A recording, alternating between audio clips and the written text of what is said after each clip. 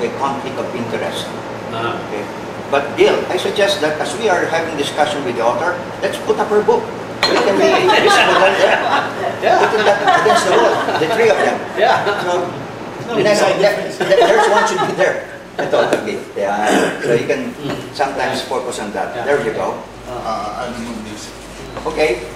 So, Professor, your question. I was looking at the book, and my perception is this is a reflection of our society. Because, like what you were saying, we are a very personalistic society. So when you read through this book, oftentimes you have the feeling that many of the Supreme Court justices will make decisions on the basis of relationships rather than on the law. And so as a result of that, there's the question of course, integrity, of trying to, let's say, uphold the law instead of upholding relationships. And so the title, Shadow of the Doubt, is, I think, very appropriate. The other problem... Even without beyond a shadow of doubt? But that's not the standard of proof. And so I'm thinking, for example, conflicts of interest and these kinds of things.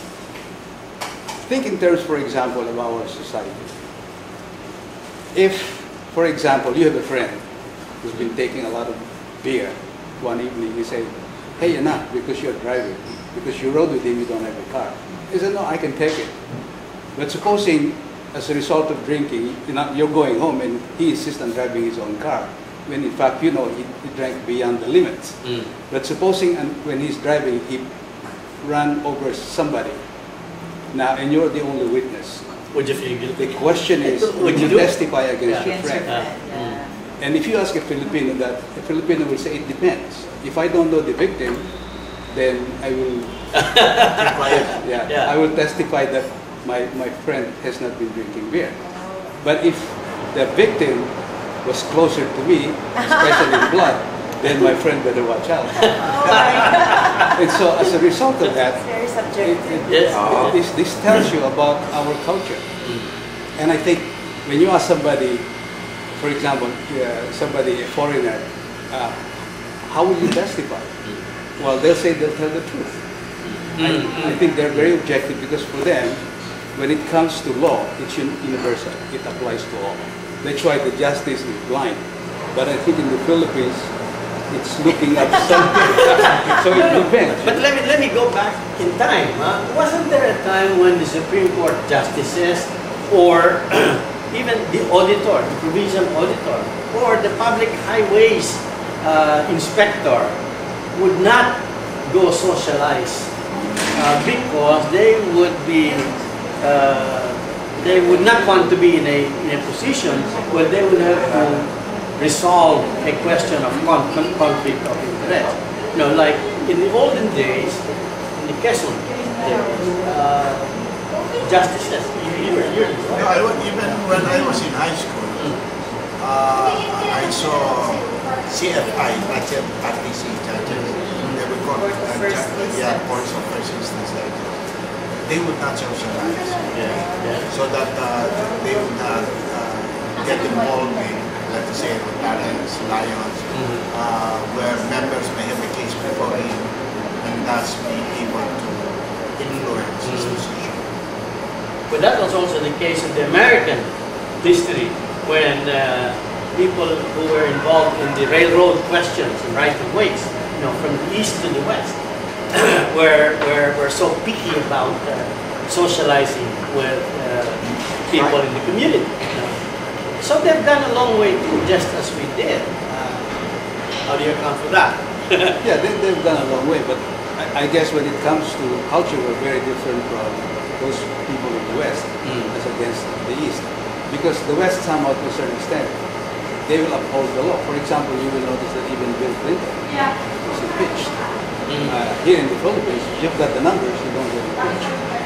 So it doesn't get beyond first base. It's because of relationship. That's why they always talk about numbers. They talk about utang na loob. They talk about, even for example, one candidate who ran for president was being asked about what he's going to do after if he wins. He keeps saying utang na loob, he keeps saying loyalty, he keeps saying about those kinds of things. So that will show you the kind of culture that we have. And there's nothing wrong with that culture except for the fact that in the extreme, it produces graft and corruption. Because it's personalistic, it's you and me. But isn't it, at the end, what we want to do is do away with graft and corruption, or at least minimize it to that extent, because we all know that at least 25% guesstimated of our budget is lost to graft and corruption. Well, that's conservative. Yeah. And that may be true, and maybe to a certain extent, that's what we are trying to achieve, because we know that when it comes to the global economy, when it comes to monetary economy, what is quite important is objectivity. What's quite important is transparency. But you see, we are still in the barter economy. You scratch my back, I scratch yours. So it's almost like also the relationship, it could not be measured, because if I give you service, how do you measure my service? So when you return the service back, it could be much bigger. And so you don't weigh it. People, for example, in the Philippines, they don't talk about human resources because they don't feel human beings could be a resource. Human beings are human beings. And they don't invest in it. That's right. And so it's the same with our culture. We're moving towards global economy, and we are having difficulty moving into it because of this mentality. Okay, let me shout, help! Does this mean, is anybody telling me that we cannot hope to make any change on the first year of this, especially this incoming administration? Okay, well, that's kind of jumping the gun. We have to examine what the gun is all about first. But Marites, my questions are going to be within a framework of an ending and a beginning. I mean, beginning and an ending. In that your authorship or your book may be just an ending story. In that it's just a little short of fiction, or truth being stranger than fiction. But how did you come about to start to investigate and write the book in the beginning? Well, in 2007, I started to cover the Supreme Court, and that's when I discovered that they're so elusive with judges, justices, and very secretive. But as I started to write stories about them for our magazine, both online and we have special editions, I really became more curious. And then I discovered that there are many not so nice things happening in the court, of how they make decisions. It's transactional sometimes. And what really struck me was the appointments process, the selection. Because I saw that the president always chose justices in the court, appointed them based on if she worked with them before, or she knows them. She cannot, and she always uses references or power brokers. Not based on philosophies? No, never on philosophy. I wrote a whole chapter showing that her recent appointees she never based her decisions on philosophy or integrity. Well, let me supplement that. I was approved by the search committee of PGMA to be a member of the Judicial and Bar Council. PMS Yusek Spanky called me up. And I was not applying. He called me up and he said, can you go to Chairman Bernardino Aves? He was the chair.